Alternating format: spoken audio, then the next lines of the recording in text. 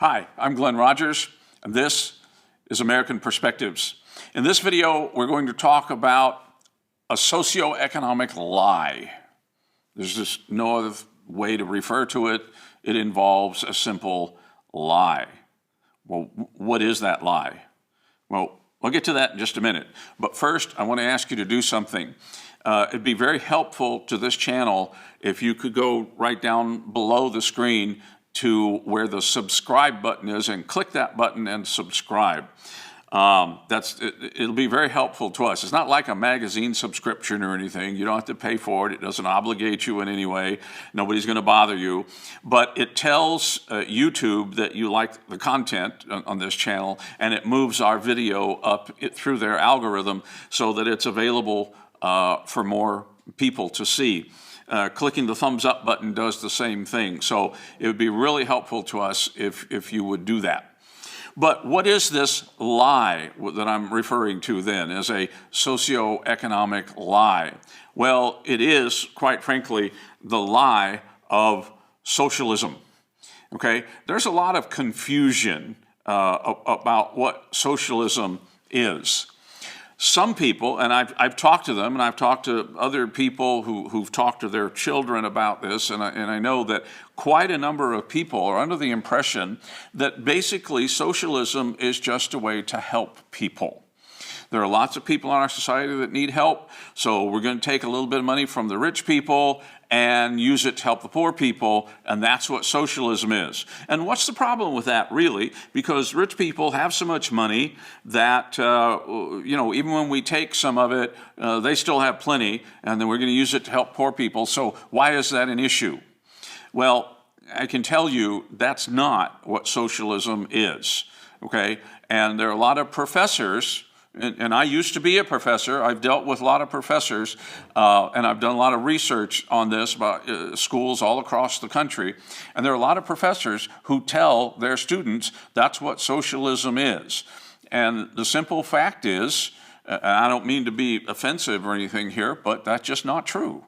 Okay, that's part of the larger lie that goes with socialism in general. Many people think that socialism is a way to bring rich people down while lifting up everybody else. And they think that, that's okay because those nasty old rich people need to be brought down a notch or two. Maybe they've had an unfortunate encounter with, an arrogant person who happened to have money, and so they think all people with money are mean, nasty, arrogant people, and they'd like to bring them down a notch or two. Well, I've known over my life quite a few very wealthy people, and I can tell you that all wealthy people aren't mean, nasty, and ugly, and arrogant. There's some very nice, rich people out there, and very charitable, and they're very engaging people. And we don't want to engage in what's called classism, where you hate somebody or at least dislike them intensely just because they're of a different class than you are, whether it's a higher class or a lower class. Classism is like racism. It's one of those isms. You don't like somebody because they're not the same as you. In this case, they're not in the same social class as you, therefore you don't like them.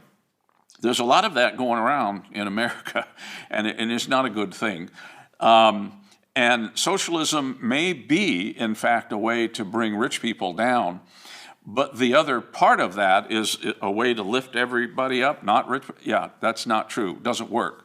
Nobody gets lifted up in socialism. Nobody. I'll talk about that more in a moment. Other people think that socialism is a way for all people to live in some sort of idyllic society, a utopian society where life is just wonderful and everything will be great for everybody once we achieve socialism in our society. Well, I can tell you that that's also not true. None of those things is true. What socialism is a socioeconomic system where the government owns all the means of production and controls all production and distribution. okay? It's an economic system. That's what it is. And it impacts society. And so it's referred to as a socioeconomic system. But basically, in socialism, the government controls everything.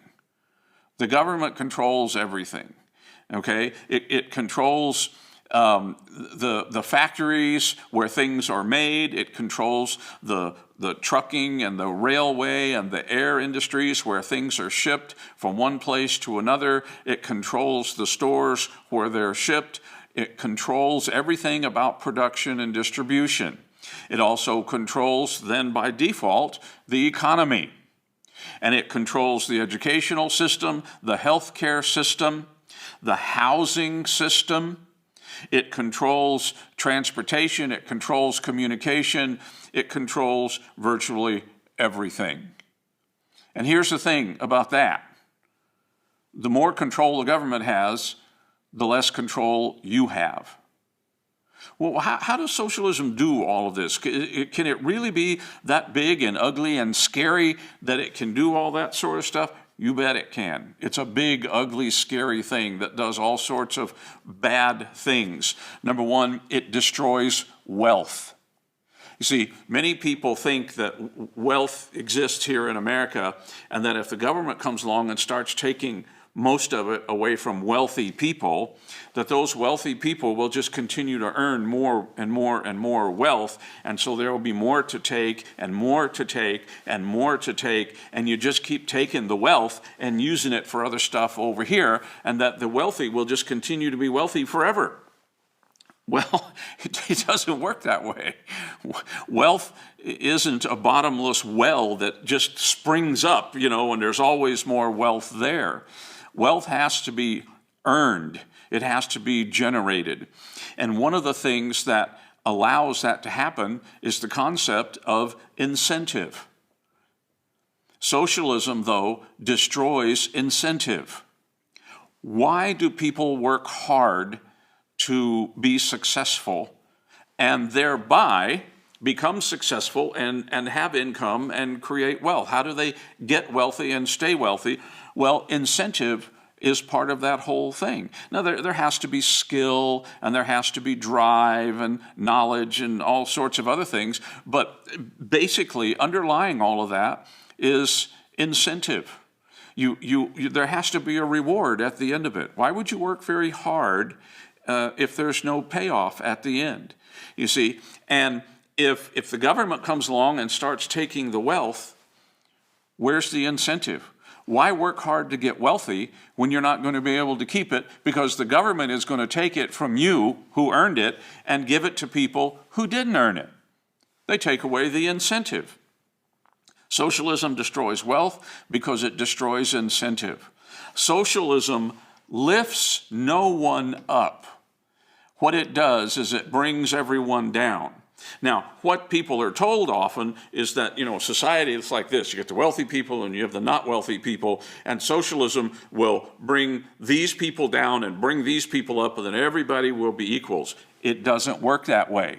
It never has, ever, in any socialistic society. Now, if you don't believe me, you can find out for yourself, and let me encourage you to do that. Go to the library, a real, actual, honest-to-goodness library, okay, and find some books about the former Soviet Union and read those books. There will be stories in those books by people who used to live there, who survived growing up and living in that kind of socioeconomic environment. And they'll tell you what it was really like. It wasn't a utopia. It wasn't a panacea. It was a bad place to live. And you know why it collapsed back in the mid-1980s? Do you know why? Because it was a lousy system that couldn't work. It was unsustainable. And the walls came down and the system collapsed. Buy some books about Cuba.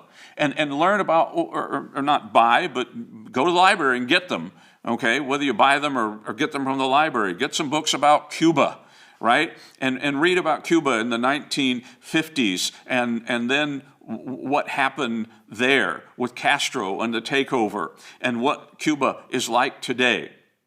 Do you know how many people try to get out of Cuba and come to America? Why would they need to do that if Cuba is this wonderful socialist utopia? The fact is, it's not, and they don't want to be there. If you don't want to go that far back in history and study stuff from the early 1900s and the mid-1900s, then just go take a look at Venezuela, okay? Venezuela used to be one of the richest countries in the Western Hemisphere. They had huge oil deposits there. They had money. It was a wonderful economy where people did well, and now they're extremely poor, and it's a terrible place to live. How did that happen? Well, it began with their move toward socialism in 1999. Wasn't that long ago, not that many years ago, 21 years, when they elected a socialist leader who began to implement his agenda. And look what's happened since. Now they're extremely poor, and people are not happy about what's going on there.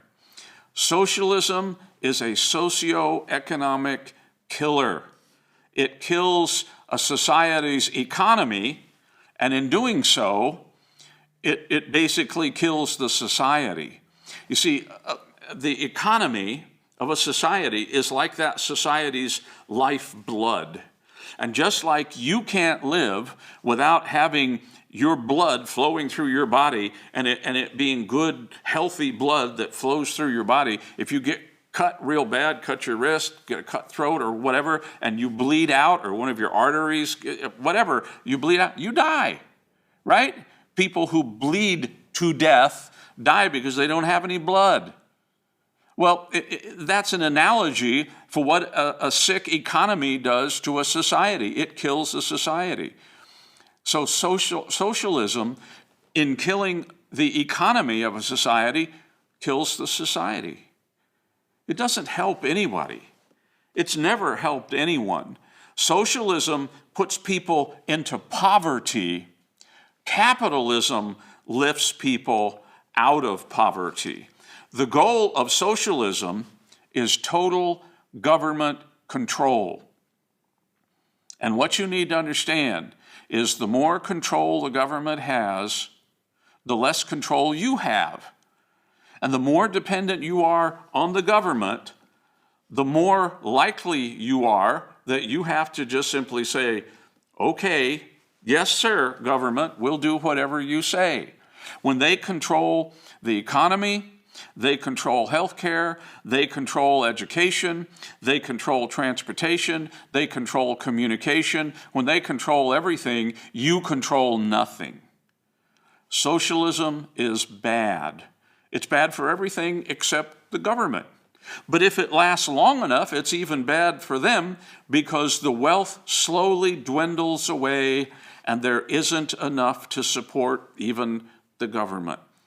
And so it collapses, just like the former Soviet Union did.